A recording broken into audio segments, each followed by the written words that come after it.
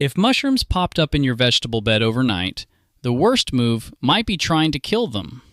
I'm Grant, Fiona's here, and this is Root Insect. And today we're talking about those little toadstools that appear after a warm rain and make people think their raised bed has become a haunted forest. I'll admit, I get excited. I see mushrooms and I think, aha, living soil. Nature is doing a TED Talk in my tomatoes. Slow down, Professor Compost.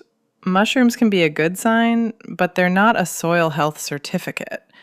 Usually, they're just the fruiting part of fungi already working through mulch, compost, old roots, straw, or wood chips. So the mushroom is basically the apple on the tree, not the whole tree. Exactly. The real fungal network is in the soil and organic matter. The cap is just what shows up when conditions are right, especially after 2 or 3 wet days in a row. I've seen that in tomato beds mulched with shredded leaves. One night, nothing. Next morning, tiny mushroom village. Very organized.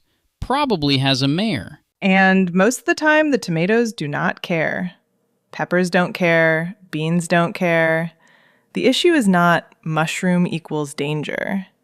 The issue is whether the bed is staying too wet. Time for our first recurring segment, Grant's Garden Mistake. Years ago, I saw mushrooms in a salad bed and decided I was going to fix the fungus. I made the cinnamon and baking soda paste like I was seasoning a haunted casserole. Spread it around. The soil crusted over. The mushrooms came back after the next rain, and the lettuce looked at me like, "Why are you like this?" That is painfully on brand. And useful, because spraying or dusting random fungicides, kitchen powders, or miracle cures across a vegetable bed can disrupt the soil surface and still not solve anything. So the quick move is do nothing? Maybe. If mushrooms are in the mulch, between plants, or popping up right after rain, leave them alone. They're often decomposers, breaking down carbon-rich material.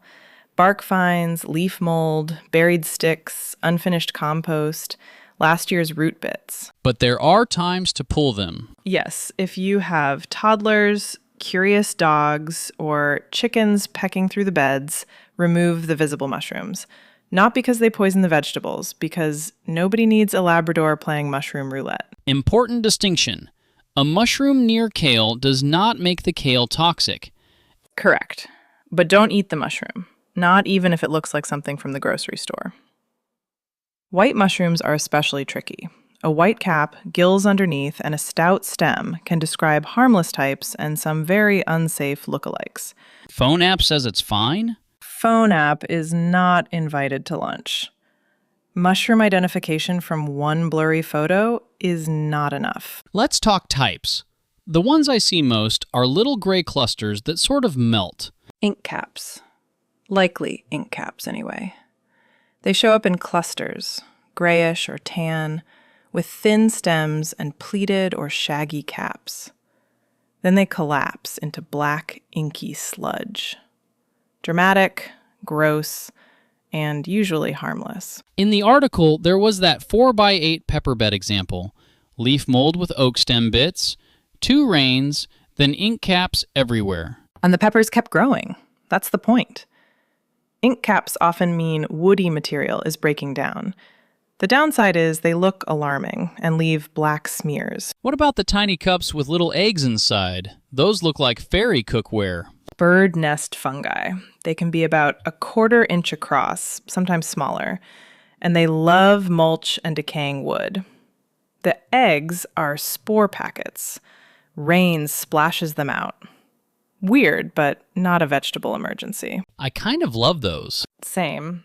But again, admire them, don't snack on them. Now, if mushrooms keep showing up and the plants look rough, that's different, right? Yes. If you see yellowing plants, sour-smelling soil, fungus gnats, algae on the surface, or beds that stay wet for days, change the watering.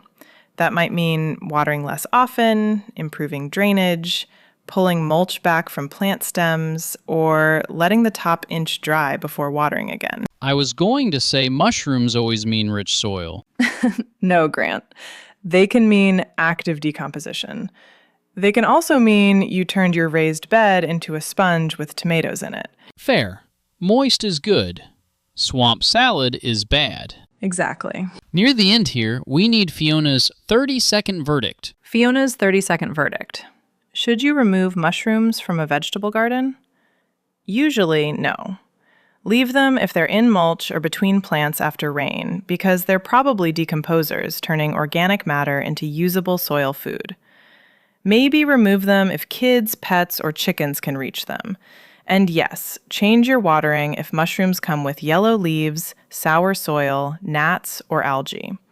The mushroom is usually not the villain. Soggy conditions might be. That's the line I'm keeping. The mushroom is usually not the villain. If this helped, hit subscribe. We drop 3 new episodes every week on Monday, Wednesday, and Friday, so you don't have to hunt for the next one. Thank you for listening to this edition of RudeInsect.com, Conversations with Grant and Fiona.